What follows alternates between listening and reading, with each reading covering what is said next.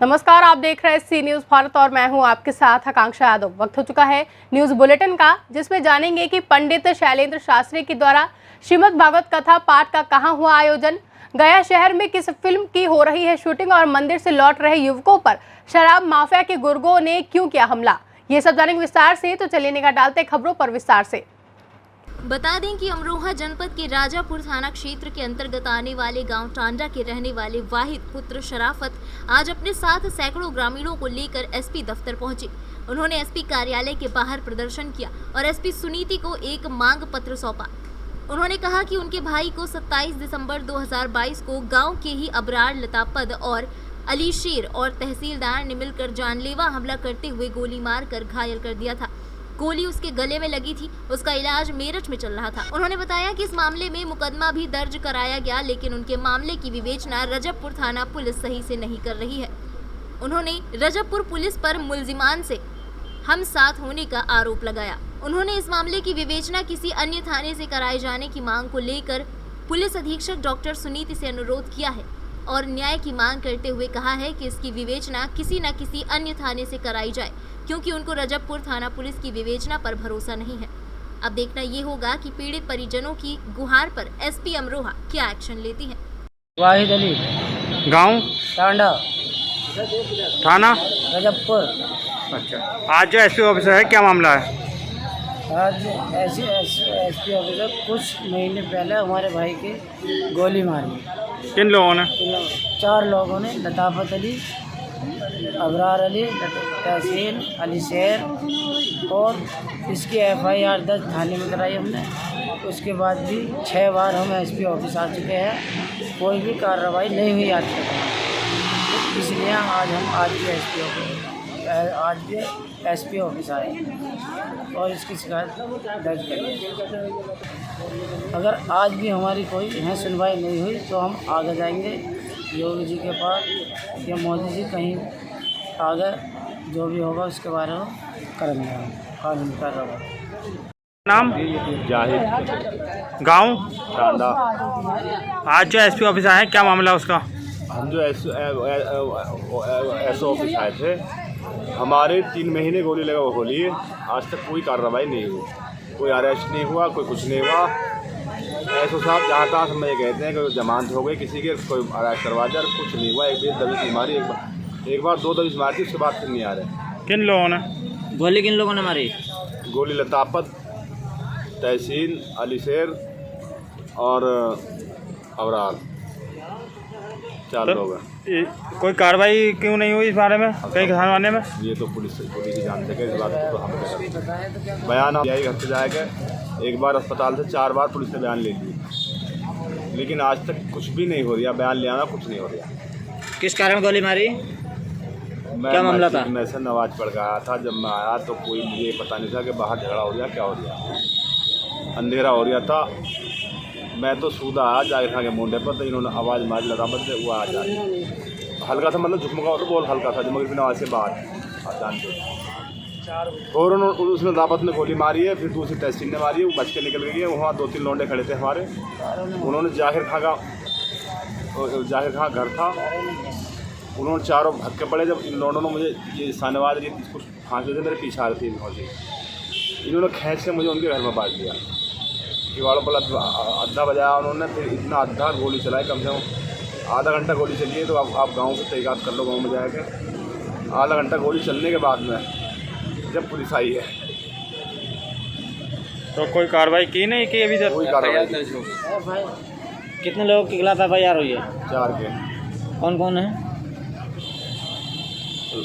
गोली मारी लतापत ने, पहला लतापत, फिर अली शेर, तहसील, अबरार।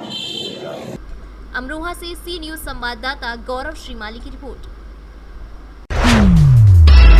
अयोध्या में पंडित शैलेंद्र शास्त्री के द्वारा श्रीमद् भागवत कथा का पाठ किया गया। धर्म नगरी पर एक से एक महापुरुष कलाकार हैं, जिनका अगर वर्णन किया जाए तो कम है। कहते हैं कि श्री राम प्रभु जहां रहते हैं, वहां पर किसी को भी किसी प्रकार की कोई दिक्कत नहीं होती। अयोध्या धाम की कथा पूजन के अवसर पर कथा आयोजन हुआ, जिसमें संत समाज मौजूद था और उन्होंने कथा का आनंद लिया। अयोध्या से सी न्यूज संवाददाता अजय कुमार सिंह की रिपोर्ट। राष्ट्रभक्त संगठन द्वारा जिले में 27 मिलन केंद्र चलाए जा रहे हैं, जहां क्षेत्रीय युवकों को सनातन संस्कृति का पाठ पढ़ाया जाता है। साथ ही मंगलवार के दिन हनुमान चालीसा आदि मंत्रों के उच्चारण किए जाते हैं। इसी तरह का एक मिलन केंद्र ग्वालियर रोड क्रॉसिंग के पास जागेश्वर मंदिर में भी चलता है। वहीं मंदिर के बगल में अवैध कच्ची शराब की भी बिक्री होती है। कई बार संगठन के कार्यकर्ताओं द्वारा शराब विक्रेताओं से अनुरोध किया गया कि मंगलवार के दिन यहाँ शराब न बेचा करें, न मानने पर जिसकी शिकायत पुलिस से भी की गई। इस बात को लेकर शराब विक्रेता और शराब माफिया संगठन के कार्यकर्ताओं से नाराज थे। कल शाम केंद्र पर कार्यक्रम समाप्त होने के बाद 5 कार्यकर्ता लौट रहे थे, तभी घात लगाए बैठे 30 से 35 लोगों ने ग्वालियर रोड क्रॉसिंग से कुछ पहले हमला कर उनके साथ गंभीर रूप से मारपीट। सूचना पाकर पुलिस भी मौके पर पहुंची और 2 आरोपियों को हिरासत में ले लिया। घायलों में अभय यादव और मोनू सेन नामक 2 युवकों को पुलिस द्वारा मेडिकल परीक्षण के लिए ले जाया गया। हिरासत में लिए गए युवकों से अन्य आरोपियों का नाम पता करने की कोशिश जारी है। जानकारी मिलने पर राष्ट्रभक्त संगठन के केंद्रीय अध्यक्ष अंचल अड़जरिया भी मौके पर पहुंचे और घायलों द्वारा पुलिस को लिखित तहरीर दिलवाई। देर रात तक पुलिस मुकदमा दर्ज करने की कार्रवाई कर रही थी। जी क्या घटना हुई है आज? हमारे पास सूचना आई, हम नगरा में थे राम कथा में, तो वहाँ पर सूचना आई जागेश्वर धाम एक आश्रम है, वहाँ पर कार्यकर्ता जो है हनुमान चालीसा का पाठ करने जाते हैं। आप लोगों को सभी को पता है कि 27 मिलन केंद्र झांसी भर में संगठन के द्वारा संचालित होते हैं। उनमें से एक मिलन केंद्र वो भी है, उसके आसपास लंबे समय से कच्ची शराब बिक रही थी। तो आज पुलिस के द्वारा कच्ची शराब बेचने वालों को पकड़ा गया होगा। उनको ये लगा, जो भी शराब बिक्री करने वाले लोग थे, कि शायद इस मंदिर से सूचना होकर के उनकी शराब पकड़ गई है। इसको लेकर के 30 से 40 लोगों ने आकर के वहाँ पर हमला किया और कार्यकर्ताओं के साथ में मारपीट करी। उसी संबंध में हम इसमें सीपरी थाने में अभी आए हुए हैं और इसमें मुकदमा पंजीकृत किया जा रहा है। और जैसा कि आश्वासन मिला है कि जो भी लोग मारपीट करने वाले हैं उनके खिलाफ कड़ी कार्रवाई होगी और जिनकी संलिप्तता है इस कच्ची शराब को बिकवाने में, क्योंकि हमारे माननीय मुख्यमंत्री से लेकर इस जिले के एसएसपी महोदय, डीएम महोदय, सबका सीधा सीधा कहना है। आज भी पीस कमेटी की बैठक थी, उसमें भी कहा कि किसी भी हालत में अवैध शराब नहीं बिकनी चाहिए। उसी को लोग घायल हैं? अभी इसमें 2 से 3 लोग घायल हैं जिनको मेडिकल कराने के लिए भेजा गया है और इसके बाद में मुकदमा पंजीकृत किया जा रहा है। 2 लोगों को पकड़ा भी है, जो कच्ची शराब बेच रहे होंगे उनको दोनों को पकड़ा गया। लेकिन जो हमारे संज्ञान में आ रहा है कि एक सिपाही की, जो चौकी का एक सिपाही है, उसकी संलिप्तता है इस मामले में, जहां पूरा प्रशासन इस अवैध शराब के खिलाफ अभियान चला रहा है। उसमें इस प्रकार के सिपाही जिनकी संलिप्तता है उनके खिलाफ निश्चित रूप से कठोर कार्रवाई होनी चाहिए। इस संबंध में हम कल एसएसपी महोदय से मिल करके इस संबंध में वार्ता भी करेंगे और एक एक पल पल की सूचना, उसके बाद में क्या क्या घटना घटित हो रही है, कहाँ पर कौन जा रहा है, उसकी सूचना भी उन लोगों के पास तक पहुँच रही है। क्योंकि एक शिवम नाम का लड़का है जिसके घर तक भी वो लोग गए। तो आखिर ऐसा कौन ऐसा सूचनाकार है जो पूरी की पूरी सूचना दे रहा है और घर का भेदी लंका ढा रहा है, ऐसा हमें लगता है। Bureau report, Jhansi. Police checking के दौरान गाड़ी से 10,000 रुपए गायब हो जाने पर सर्राफा व्यापारी ने पुलिस पर 10,000 रुपए निकालने का गंभीर आरोप लगाया, जिसके सीओ ने जांच के आदेश दे दिए हैं। प्रशांत सोनी पुत्र हरिशंकर सोनी निवासी मोहल्ला अलियाई मऊरानीपुर ने पुलिस क्षेत्राधिकारी मऊरानीपुर को दिए प्रार्थना पत्र में बताया कि 23 मार्च को रात में लगभग 1 बजे अपने भाई का इलाज कराकर ग्वालियर से वापस आया। जब सर्राफा बाजार चौकी के पास पहुंचा तो पुलिस फोर्स ने हमारी गाड़ी को रोककर गाड़ी की खाना तलाशी की। इस दौरान गाड़ी की डिक्की में रखे 10,000 रुपए निकालने का आरोप लगाया। प्रार्थना पत्र में बताया गया कि कोतवाली मऊरानीपुर का एक सिपाही कई बार मुझे परेशान कर चुका है। गाड़ी की तलाशी के दौरान वो सिपाही भी मौके पर मौजूद था।